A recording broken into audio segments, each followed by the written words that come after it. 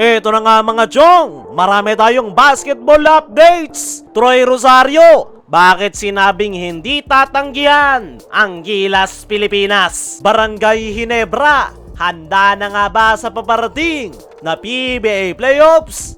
Matapos nga yung naging laro ng Barangay Ginebra kontra TNT Tropang Giga, ay maraming Barangay Ginebra fans ang nagtatanong, handa na nga ba ang Barangay Ginebra sa mas dikdikang labanan pagpasok ng PBA playoffs? At mismong si Coach Tim Cone ang sumagot niyan na as of now, marami pa raw silang kinakailangang ayusin para sa kanilang koponan. Mabuti na nga lang daw ay meron pa rin silang sapat na panahon para makapag-adjust at ayusin yung mga problema ng kanilang koponan. Pero naniniwala itong si Coach Tim Cone na on track ang Barangay Ginebra para sa paparating na PBA playoffs. Kinakailangan nga lang daw nilang mag-extra effort sa kanilang team practice at mapanatiling kondisyon ang kanyang mga players at higit sa lahat ay umiwas sa injuries. So ngayon ay kakabalik nga lang nitong si Jamie Malonzo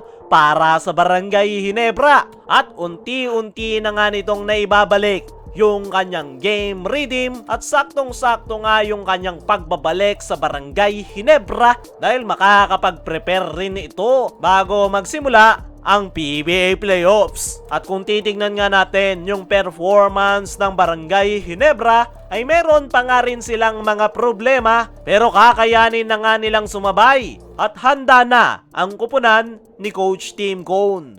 Yung kanilang mga problema ay kayang-kaya pang magawan ng paraan dahil meron pa nga silang couple of games para makapag-adjust para once na magsimula ang playoffs ay handang-handa na talaga yung kanilang koponan. Para sa akin mga chong, ay naniniwala ako na sa playoffs pa lalabas yung tunay na full potential ng Barangay Ginebra. Hindi na nga bago yung ganyang tactics na ginagawa ni Coach Tim tuwing elimination round ay hindi pa nito pinapatodo ng laro ang Barangay Ginebra. Pero once na magsimula ang playoffs ay doon na nga lumalabas yung kanilang laro at meron nga ring mga tinatagong alas si Coach Tim na kanyang ginagamit every time na nalalagay sa alanganin ang kanyang koponan o hindi naman kaya sa mga crucial series. Ang nakikita ko dito sa Ginebra ay nagsisimula palang umangat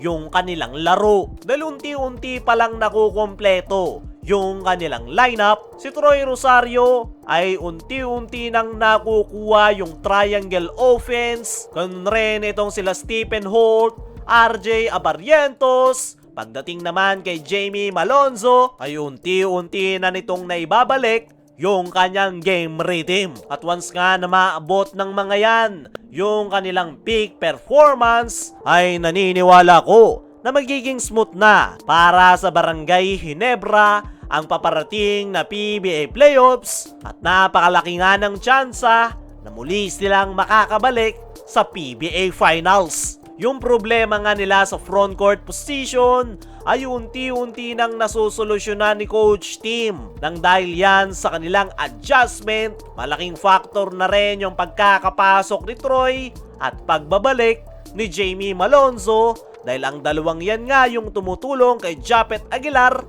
sa loob ng painted area. Kaya naman ay ang masasabi natin ay ready na ang Ginebra sa playoffs base yan sa kanilang naging performance sa kanilang mga nakalipas na laro ngayong conference. Dumako naman tayo dito sa kabilang balita. Troy Rosario, bakit sinabing hindi tatanggihan ang Gilas Pilipinas? Nitong mga nakalipas nga na araw mga chong, ay kinumpirma mismo ni Coach Tim Cone na ipapasok niya sa ating national team itong kanyang panibagong forward sa Barangay Ginebra na si Troy Rosario. 3 taon na ang nakakalipas matapos ang huling stint ni Troy Rosario sa ating national team. Actually, nag-resign na si Troy sa Gilas Pilipinas dahil alam niya nga raw na hindi na siya makakatanggap ng tawag dahil intact na ang Gilas at secure ang future dahil sa mga talented na batang players. Pero nagulat nga raw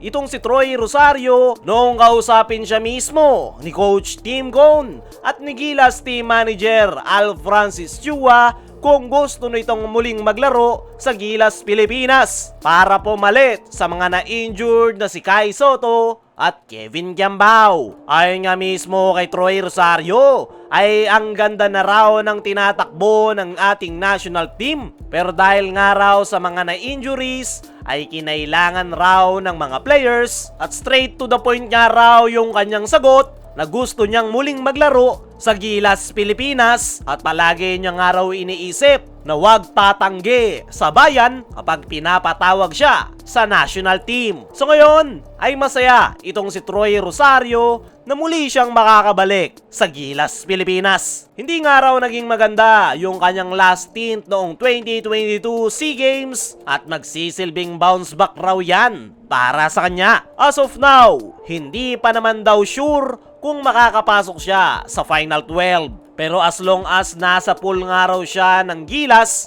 ay meron daw siyang chance na makapasok sa Final 12 at yan nga raw yung kanyang tatrabahuin para mag-fit sa sistema ni Coach Tim Cone. Ang advantage nga raw nitong si Troy Rosario ay meron na siyang knowledge sa triangle offense. Meron lang daw sigurong konting pagbabago pero kumpiyansa si Troy na madali niya yang ma-adapt. Kaya mga chong, ano ang masasabi nyo sa hindi pagtanggi ni Troy sa Gilas Pilipinas? Ano rin yung masasabi nyo? Handa na ba ang Barangay Ginebra sa paparating na PBA Playoffs? I-comment mo lang dyan sa ibaba.